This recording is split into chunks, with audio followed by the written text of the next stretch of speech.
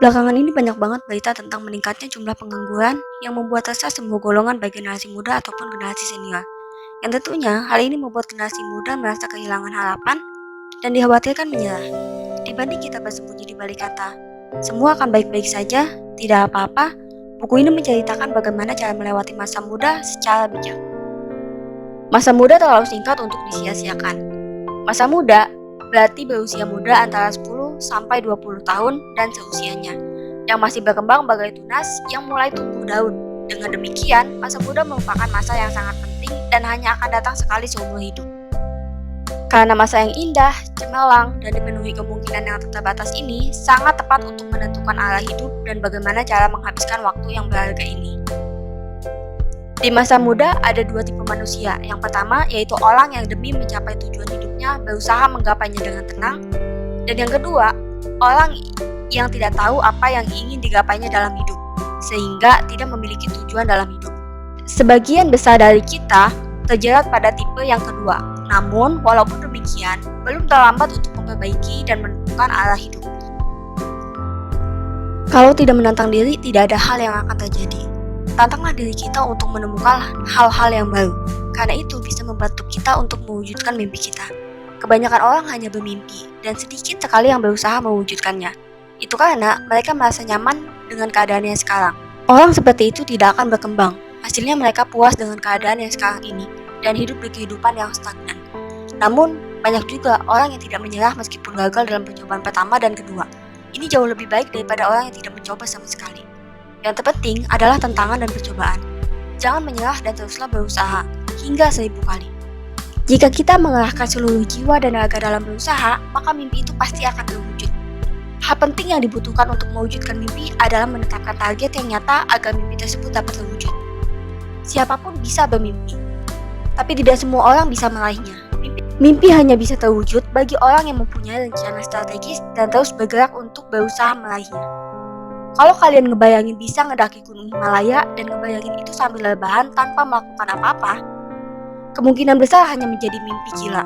Tapi kalau kalian coba lihat gambar gunung Himalaya dan perlahan ngumpulin informasi mengenai gunung Himalaya dan berpikir kira-kira seberapa tinggi gunung itu, ternyata ada cara untuk pergi ke puncak gunung paling tinggi. Saat itu muncul kemungkinan mimpi yang tadinya nggak mungkin menjadi target yang bisa dicapai. Ini proses yang paling penting untuk dilewati. Ada perbedaan antara mimpi dan target.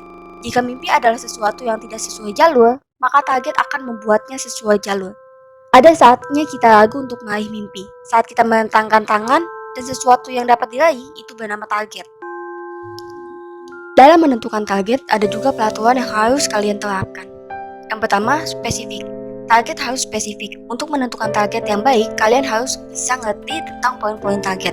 Dan kalian punya kemampuan yang spesifik akan hal yang dituju atau untuk merealisasikan target tersebut. Yang kedua, measurable, bisa diukur. Target harus dapat diukur dan dievaluasi. Misalnya gini, tahun ini gue harus menurunkan berat badan sebanyak 1 kg setiap bulannya, sehingga totalnya 12 kg setahun. Ketiga, achievable or action oriented, bisa digapai. Target harus bisa digapai. Target harus diwujudkan dan terpaku pada tindakan. Target yang gak sesuai kemampuan pasti gak akan konsisten. Contoh sederhana, orang yang merokok 2 bungkus per hari punya target untuk berhenti ngerokok mulai besok. Apa target itu bakal tercapai? Ya memang sih kemungkinan bakal tercapai, tapi daripada kayak gitu, mendingan tentuin target yang memang realistis dan kemungkinan berhasilnya besar. Kayak gini, besok gue mau mengurangi ngerokok sebatang demi sebatang sampai pada akhirnya gue gak ngerokok sama sekali. Nah, dengan begitu, kemungkinan berhasilnya kan lebih tinggi. Selanjutnya ada realistik, dapat diwujudkan. Target harus dapat diwujudkan dan masuk akal. Contohnya, seorang karyawan swasta ingin memiliki kekayaan 1 miliar rupiah. Hal itu tidak sesuai dengan keadaannya yang sekarang.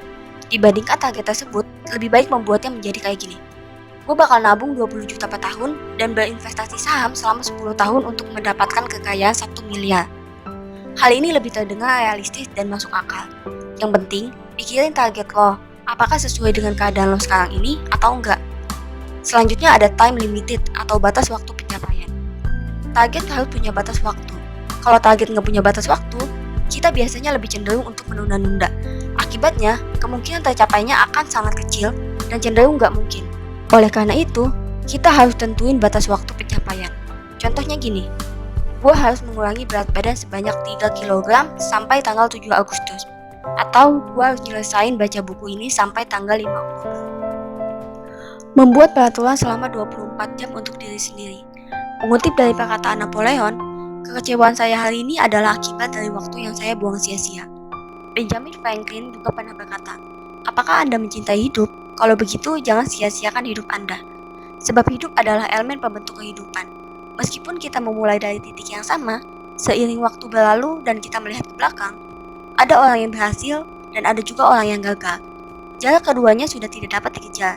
Hal itu tergantung dari apakah kita memanfaatkan waktu dengan baik atau membuang-buang waktu dan tidak memanfaatkannya.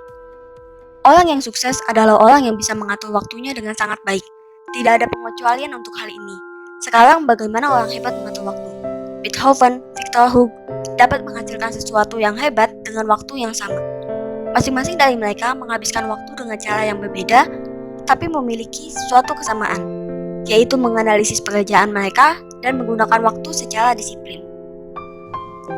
Untuk memanfaatkan waktu secara efektif, analisis pekerjaan dan kurangi waktu yang terbuang sia-sia. Buatlah jadwal harian atau kalau bisa buat to-do list sebelum tidur.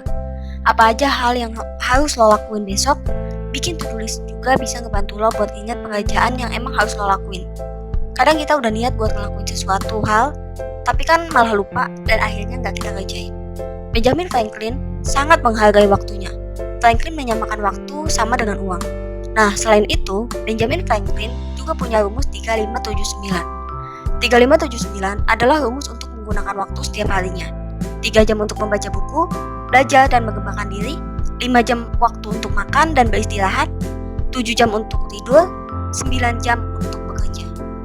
Tapi, karena siklus aktivitas seseorang berbeda-beda, kalian bisa nentuin rumus waktu sendiri selama 24 jam, tanpa harus mengikuti rumus 3579 secara mutlak.